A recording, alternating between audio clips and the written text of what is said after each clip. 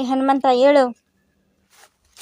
Finally ಒಂದು cute ಆಗಿರೋ ಒಂದು ಮಾಲೆಯನ್ನು ಕಟ್ಟಿದೆ ನೋಡಿ. ನೀಟಾಗಿ ಹಾಕೋದೆ ಒಂದು ದೊಡ್ಡ ಟಾಸ್ಕು. ಯಾಕಂದರೆ hi guys, welcome back to my YouTube channel. ಬೆಳಿಗ್ಗೆ ಎದ್ದು ದನದ ಹಾಲನ್ನು ಕರೆದು ಹಾಗೆ ಈಗ ಅಡುಗೆ ಕೆಲಸಗಳನ್ನೆಲ್ಲ ಸ್ಟಾರ್ಟ್ ಮಾಡಬೇಕು. ಅದಕ್ಕೂ ಮುಂಚೆ ನಮ್ಮ ದನಗಳನ್ನೆಲ್ಲ ಬಿಡಬೇಕು. ಇವತ್ತು ದನಗಳನ್ನು ಬಿಡೋದಕ್ಕಿಂತ ಮುಂಚೆನೇ ವ್ಲಾಗ್ನ ಸ್ಟಾರ್ಟ್ ಮಾಡಿದ್ದೆ. ಹಾಗೆಯೇ ಗೈಸ್, ನೀವೇನಾದರೂ ನನ್ನ ಯೂಟ್ಯೂಬ್ ಚಾನಲ್ನ ಹೊಸದಾಗಿ ನೋಡ್ತಾ ಇದ್ದರೆ ನನ್ನ ಯೂಟ್ಯೂಬ್ ಚಾನಲ್ನ ಸಬ್ಸ್ಕ್ರೈಬ್ ಮಾಡ್ಕೊಳ್ಳಿ. ಹಾಗೆಯೇ ಈ ಒಂದು ವ್ಲಾಗ್ನ ಕೊನೆ ತನಕ ನೋಡಿ. ಗೈಸ್, ನನಗೋಸ್ಕರ ಎಲ್ಲರೂ ಕಾಯ್ತಾ ಇದ್ದಾರೆ, ಎಲ್ಲರೂ ನಿಂತ್ಕೊಂಡಿದ್ದಾರೆ ನೋಡಿ. ಮುಖ ನೋಡ್ತಾರೆ, ಮತ್ತೆ ನಿಂಗೂ ಬಿಡಬೇಕೆ? ಹಾಗೆ ನಮ್ಮ ಗಣೇಶಗಂತೂ ಇನ್ನೂ ಬೆಳಿಗ್ಗೆನೇ ಆಗಲಿಲ್ಲ, ಇನ್ನೂ ಮಲ್ಕೊಂಡಲ್ಲೇ ಅವನೇ. ಹೇಳ ಗಣೇಶ, ಹೇಳೋ. ಏ ಹನುಮಂತ ಹೇಳು.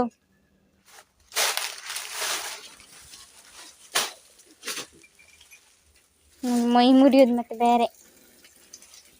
ಇಲ್ಲಿ ನಮ್ಮನೆ ಹನುಮಂತಂದು ನಿದ್ರೆ ಸ್ಟಾರ್ಟ್ ಆಗದೆ.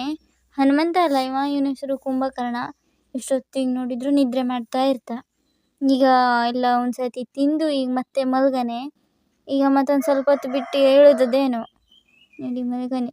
ಇಲ್ಲಿ ಹಲ್ಲು ನೋಡಿ, ಎಷ್ಟು ಸಣ್ಣ ಸಣ್ಣ ಹಲ್ಲು ಹೇಳಿ. ಆಯ್ತು ಮಲಗು ಮಾರಯ್ಯ. ಇದೆರಡು ಹಾಳೆ ಬಿದ್ದಿತ್ತು. ಹಾಗೆ ಈಗ ಇದನ್ನು ಸಿಗದು ನಮ್ಮ 2 ಕರುಗಳಿಗೆ ಹಾಕಬೇಕು ಗೈಸ್. ಅವರಿಗೆ ಗೈಸ್ ಈಗ ಒಣ ಹುಲ್ಲು ಇಲ್ಲಾಗದೆ. ಒಣ ಹುಲ್ಲೆಲ್ಲ ಫುಲ್ ಖಾಲಿ ಆಗಿಬಿಟ್ಟದೆ. ಈಗ ತಗೊಳ್ಬೇಕು. ಈಗ ಅದನ್ನು ತಗೊಳ್ಳೋದು ಯಾವಾಗಲೇನೇನೋ. ಮತ್ತು ಅವರಿಗೆ ಈಗ ಹೊಟ್ಟೆಗೂ ಹಾಕಬೇಕಲ್ಲ, ಹಾಗಾಗಿ ಒಂದೊಂದು ಸ್ವಲ್ಪ ಹಾಳೆ ಬಿದ್ದಿದ್ರೆ ಅದನ್ನೇ ತಗೊಬಂದು ಹಾಕ್ತೆ. ಹಾಗೆಯೇ ಹುಲ್ಲು ಇಲ್ಲಾಗದೆ ಗೈಸ್, ತೋಟದಲ್ಲಿ ಹುಲ್ಲು ಫುಲ್ಲು ಕೊಯ್ದು ಕ್ಲೀನ್ ಆಗಿಬಿಟ್ಟದೆ. ಸೊ ಈಗ ಒಂದು ಸ್ವಲ್ಪ ದಿನ ಅವುಗಳ ಹೊಟ್ಟೆಗೇನೆ ಏನಾದರೂ ಮಾಡಬೇಕಾಗದೆ.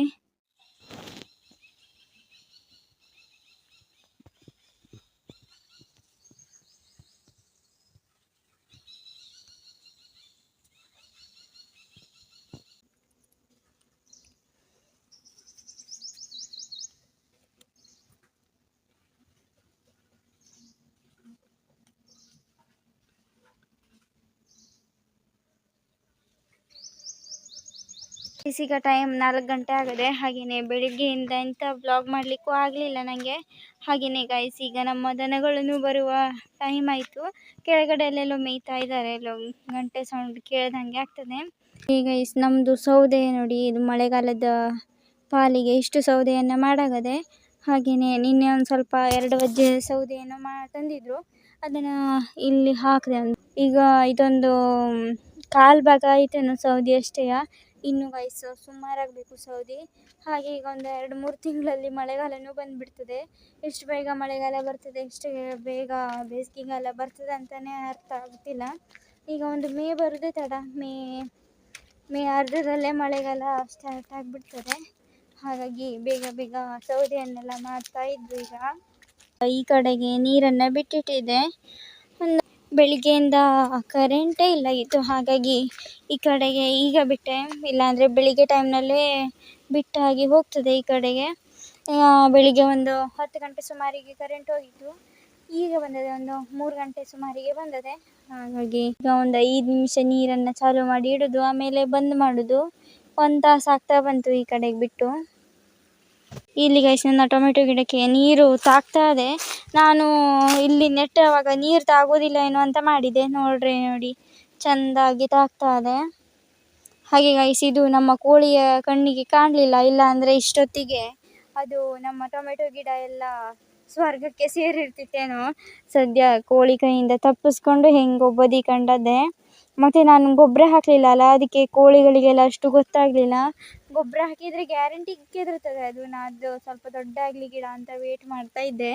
ದೊಡ್ಡ ಆದಮೇಲೆ ಹಾಕಬೇಕು. ಹಾಗೆಯೇ ಗೈಸ್, ನನಗೆ ಜಟ್ಟೆಯಲ್ಲಿ ನೀರು ಬೀಳ್ತದೆ ನೋಡಿ, ಇಲ್ಲಿ ಹೋಗಿ ಮಧ್ಯದಲ್ಲಿ ಹೋಗಿ ನಿಂತ್ಕೊಳ್ಬೇಕು ಅಂತ ಅನ್ನಿಸ್ತಾ ಇದೆ. ಏನೋ ಒಂಥರ ಚೆಂದ ಆಗ್ತದೆ ಗೈಸ್. ಅದರಲ್ಲೂ ಮತ್ತು ಸೆಕೆ ಬೇರೆ ಆಗ್ತಾ ಇದೆ. ಸೊ ನಿಲ್ಲಬೇಕು ಅಂತ ಅನ್ನಿಸ್ತದೆ. ನಿಂತರೆ ಗೈಸ್ ಮೈ ಪೂರ್ತಿ ಒದ್ದೆ ಆಗಿಬಿಡ್ತದೆ. ಆದರೆ ನಿಲ್ಲೋದಿಲ್ಲ ನಾನು. ಮಲ್ಲಿಗೆ ಗಿಡ ಇದೆ, ಹಾಗೆ ನೋಡಿ ಸುಮಾರು ಹೂ ಆಗಿಬಿಟ್ಟದೆ. ಮೇಲಾಗಲಿಲ್ಲ, ನಾ ಮೇಲಾಗಿದೆ ಅಂತ ಮಾಡಿದೆ. ಹಾಗೆ ಇದೊಂಥರ ಹಬ್ಬ ಹೋಗೋದಿರಬೇಕು. ಈಗ ಮತ್ತೆ ಸೀಸನ್ ಅಲ್ಲ ಮಲ್ಲಿಗೆದು, ಹಾಗಾಗಿ ಸುಮಾರಾಗದೆ ನೋಡಿ. ಈ ಮಾಲೆಯನ್ನು ಕಟ್ಕೊಂಡೇ ಹೋಗುವ ಅಂತ ದಾರವನ್ನು ಕೂಡ ನಾನು ತಗೊಂಡೇ ಬಂದಿದ್ದೆ. ಹಾಗೆ ಈಗ ಇದನ್ನು ಮಾಲೆ ಕಟ್ಟಬೇಕು ಗೈಸ್. ಫೈನಲಿ ಒಂದು ಕ್ಯೂಟ್ ಆಗಿರೋ ಒಂದು ಮಾಲೆಯನ್ನು ಕಟ್ಟಿದೆ ನೋಡಿ. ಅಷ್ಟೇ ಹೂ ಕಂಡಂಗೆ ಕಾಣ್ತದೆ. ಇಷ್ಟುದ್ದ ಮಾಲೆ ಐತೆ ನೋಡಿ, ಇಷ್ಟು ಚಂದ ಕಾಣ್ತದೆ.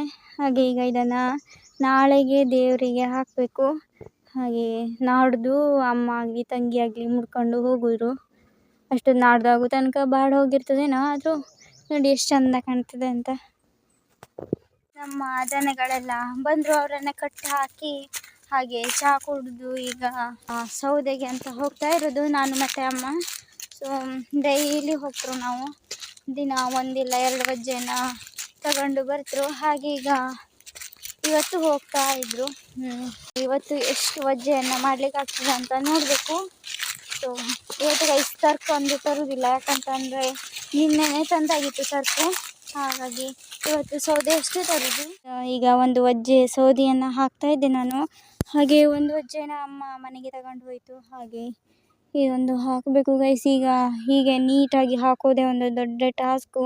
ಯಾಕಂದರೆ ಅಕ್ರ ಆದರೆ ಎಲ್ಲಾದರೂ ಗಿಡಗಳಿಗೆ ಹಿಡಿಯೋ ಚಾನ್ಸ್ ಇರ್ತದೆ. ಹಾಗಾಗಿ ನೀಟಾಗಿ ಹಾಕಬೇಕು.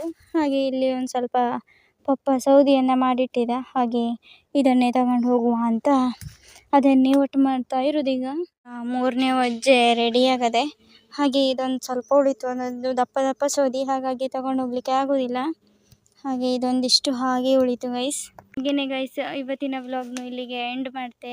ನಿಮ್ಗೇನಾದರೂ ನನ್ನ ಈ ವ್ಲಾಗ್ ಇಷ್ಟ ಆಗಿದ್ರೆ ಲೈಕ್ ಮಾಡಿ, ಶೇರ್ ಮಾಡಿ, ಕಮೆಂಟ್ ಮಾಡಿ. ಹಾಗೆಯೇ ನನ್ನ ಯೂಟ್ಯೂಬ್ ಚಾನಲ್ನ ಸಬ್ಸ್ಕ್ರೈಬ್ ಮಾಡಿ, ಸಪೋರ್ಟ್ ಮಾಡಿ. Thank you so much for watching ಅಂತ ಹೇಳ್ತಾ ಮುಂದಿನ ವ್ಲಾಗ್ನಲ್ಲಿ ಸಿಗುವ. ಅಲ್ಲಿಯ ತನಕ ಟಾಟಾ, ಬಾಯ್ ಬಾಯ್ ಗೈಸ್.